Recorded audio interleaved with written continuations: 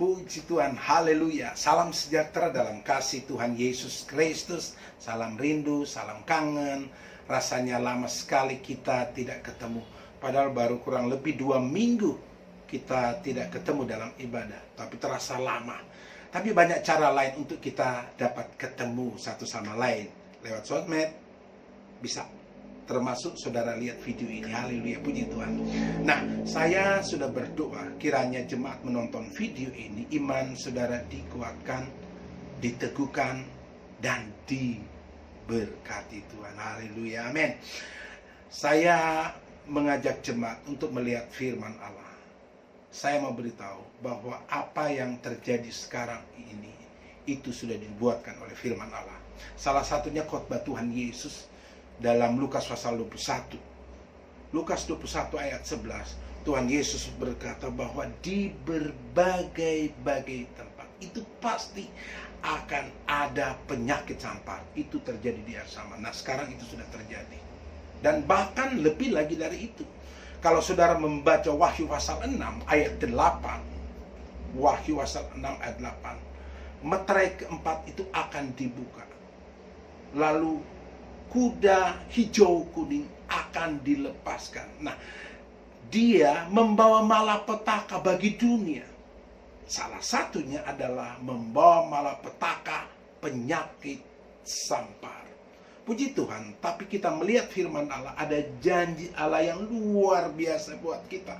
Wahyu pasal 7 ayat 1, 2, dan 3. Di sana kita melihat firman Allah. Tuhan berfirman, janganlah merusakkan bumi atau laut atau pohon-pohon sebelum kami memeteraikan hamba-hamba Allah pada dahi mereka. Itu termasuk jemaat Tiberias, termasuk saya.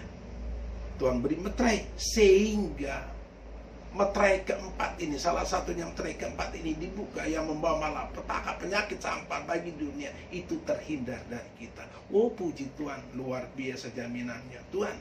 Dan itu juga terlihat dalam Mazmur pasal 91 ayat 1 sampai 7. Itu sudah sering kita dengar. Dan kita melihat siapa yang Tuhan pelihara. Nah, ayat selanjutnya saudara, dikatakan dalam firman Allah, dia memberi pemeliharaan yang luar biasa, yang dekat dengan Tuhan, yang melekat dengan Tuhan. Saya mau mengajak saudara melihat gelar Tuhan menyatakan pemeliharaan bagi kita.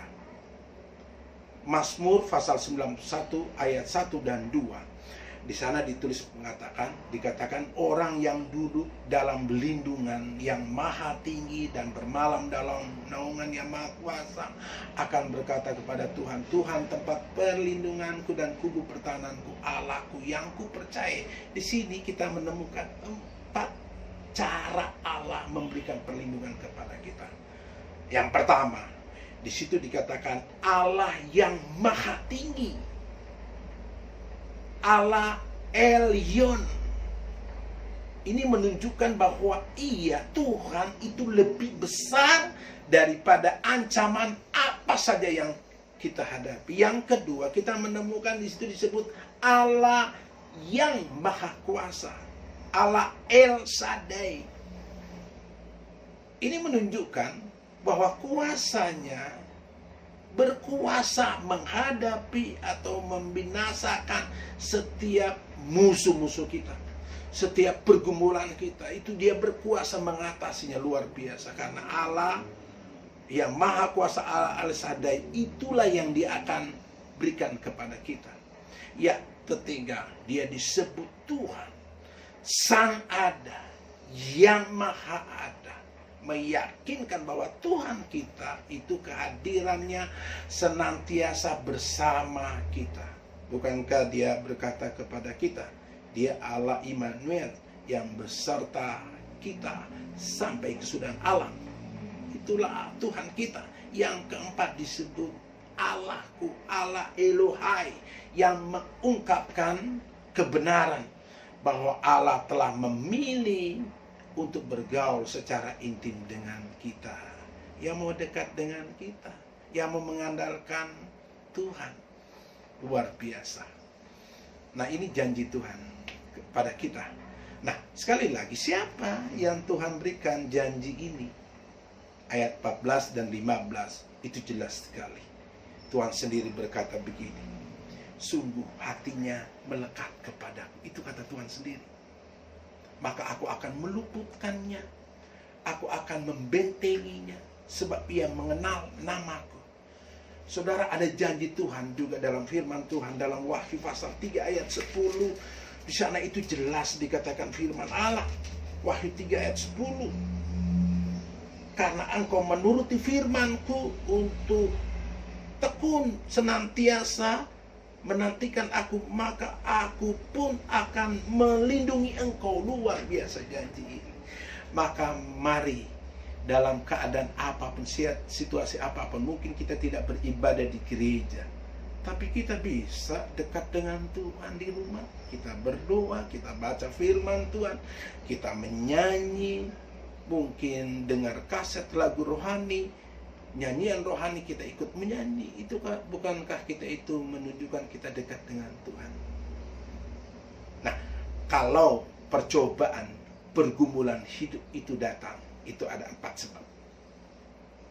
Ya, ada 4 sebab. Pertama, kalau percobaan itu datang, pergumulan itu datang, atau COVID-19 itu datang limpah, itu pergumulan hidup itu karena dosa kita sendiri. Itu pertama. Itu mulai dari Kejadian pasal 3. Yang kedua, kalau percobaan itu datang, itu karena seizin Tuhan. Seperti yang dialami Ayub. Ya. 1 Korintus 10 ayat 13, di sana berfirman, percobaan yang kamu alami ialah percobaan biasa yang tidak melebihi kekuatan manusia. Sebab Allah setia, dan karena itu Ia tidak akan membiarkan kamu dicobai melampaui kekuatanmu. Ayat selanjutnya, ayat yang hebat lagi, dia berkata, pada waktu kamu dicobai, Ia akan memberikan kepadamu jalan keluar, sehingga kamu dapat menanggungnya. Jadi kalau itu pergumulan datang, percobaan itu datang, itu karena seizin Tuhan. Yakobus 1 ayat 13 itu peringatan buat kita.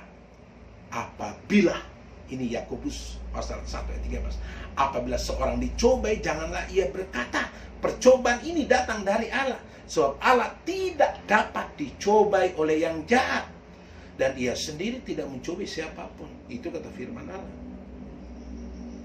Paulus pernah mengalami sakit, padahal dia menyembuhkan orang sakit. Itu karena seizin Tuhan. 1 Petrus pasal 1 ayat 6 menulis, itu membuktikan kemurnian imanmu, apakah engkau teguh atau tidak. Tapi ketika kita teguh, ayat selanjutnya ayat 7 dikatakan kita diberikan kehormatan, pujian, dan kemuliaan. Bukan hanya kita sendiri yang memberikan pujian, kemuliaan, hormat begitu, tapi Tuhan sendiri akan memberi pujian, kemuliaan, kehormatan. Kalau cobaan itu datang seizin Tuhan, kita tetap terima, kita mengucap syukur, kita tetap teguh kuat, maka 3 pujian ini kita menerima dari Tuhan. Luar biasa. Yang ketiga, karena ketidaksetiaan kita. Karena ketidaksetiaan umat, kalau ini menimpa. Saya kasih contoh dalam Ulangan pasal 28 ayat 15. Tuhan berfirman, jika engkau tidak mendengarkan suara Tuhan Allahmu, melakukan yang jahat, tidak setia, segala kutuk ini, kata Tuhan, akan menimpamu. Sudah perhatikan ayat 21, Tuhan akan melekatkan penyakit sampar kepadamu. Mengerikan. Sampai dihabiskannya engkau mati. Itu karena ketidaksetiaan kita. Itu bisa itu terjadi. Kenapa begitu ya? Amos pasal 3 ayat 2. Di sana Tuhan berfirman, hanya kamu yang kukenal dari segala kaum di muka bumi ini. Sebab itu aku menghukum karena kamu, karena segala kejahatanmu. Ini kita puji Tuhan, Tuhan pilih secara khusus bagi kita. Jadi perhatikan kemurahan dan anugerahnya, jangan sia-siakan. Karena Roma 12 ayat 11 mengatakan, oh itu Tuhan penuh kemurahan. Tapi kalau kita menyanyiakan kemurahan Allah, tidak segan-segan memotong. Karena itu hargai ya anugerah Tuhan. Kita setia ya kepada Tuhan, karena Dia sudah setia kepada kita. Yang keempat, pergumulan itu datang itu karena kebodohan manusia. Itu karena kebodohan. Tuhan Yesus berkata dalam Matius pasal 6, itu salah satu doa ajaran Tuhan Yesus. Janganlah membawa kami ke dalam percobaan, tetapi lepaskanlah kami daripada yang jahat. Itu salah satu doa. Tuhan Yesus berkata kepada iblis, jangan mencobai Tuhan Allah. Pada waktu itu saudara, iblis membawa Yesus, lalu dia berkata kepada Yesus, jatuhkanlah dirimu. Lalu iblis lagi berkata, kan ada janji firman Tuhan, Tuhan akan menatang engkau sehingga tidak mengalami kematian. Ada pemeliharaan di sana. Tapi Tuhan Yesus berkata, jangan mencobai Tuhan Allahmu. Artinya apa? Sudah tahu-tahu jurang mematikan, kenapa harus loncat ke sana? Sama dengan sekarang, anjuran pemerintah. Anjuran pemerintah yang berkata ada penundaan ibadah karena membatasi penyebaran virus corona. Itu harus kita perhatikan. Jangan kita berkata pemerintah sekarang melarang kita beribadah. Tidak. Pemerintah tidak melarang. Nah, Alkitab menulis, kalau saudara perhatikan Roma 13 mulai ayat 1, ayat 2, 3, 4, dan 5 dan seterusnya ayat 6. Di sana saudara dikatakan pemerintah itu adalah wakil Allah, hamba Allah. Nah, kalau kita melawan ketetapan, melawan pemerintah yang sudah diatur oleh pemerintah, Alkitab dengan jelas berkata, kita melawan ketetapan Allah. Melawan ketetapan Allah. Ada firman Allah juga menulis dalam 1 Petrus. Di sana, biarlah kita menghormati semua lembaga karena takut akan Tuhan. Dalam Titus pasal 1 juga 13 menulis bahwa kita diajak, peringatkanlah supaya kita umatnya itu tunduk kepada pemerintah. Jadi saudara yang kasih dalam Tuhan, dalam renungan ini saya berdoa kiranya menghadapi situasi sekarang, kita tetap kuat, kita tetap dekat dengan Tuhan dengan cara kita berdoa, kita baca firman Tuhan, dan kita banyak memuji-muji nama Tuhan. Di rumah tidak masalah, di sana ada Tuhan, dan Tuhan pasti mendidik kesetiaan saudara. Kita sekarang ini diajar kesetiaan, ya. Kita diajar kesetiaan. Mau dengar enggak? Kalau enggak, saudara, itu kita bodoh. Jadi percobaan itu karena kebodohan kita itu sendiri. Tuhan Yesus memberkati kita semua.